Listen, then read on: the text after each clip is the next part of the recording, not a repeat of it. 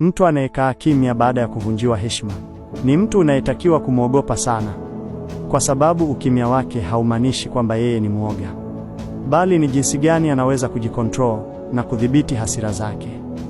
Watu wengine wanapovunjiwa heshima yao, wao wanajibu mara moja kwa kuonyesha hasira walizokuwa nazo.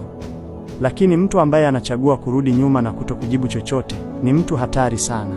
Anatambua kwamba maneno atakayoyaongea akiwa na hasira hayatakuwa na maana yoyote, lakini ukimya wake humsaidia kupanga mipango yake kwa busara.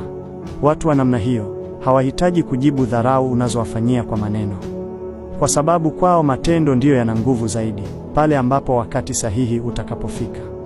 Hivyo kuwa makini sana. Mtu anapochagua kutokujibu kwa maneno, haimaanishi kwamba anaogopa. Na mara nyingi mtu huyo anapoamua kujibu mapigo, basi anajibu kwa nguvu kubwa sana. Kamwe usiudharau ukimya wa mtu ukafikiri ni mwoga. Kumbuka, mtu mkimya zaidi katika kundi la watu 10 anaweza kuwa ndiye mwenye nguvu zaidi ya wengine wote.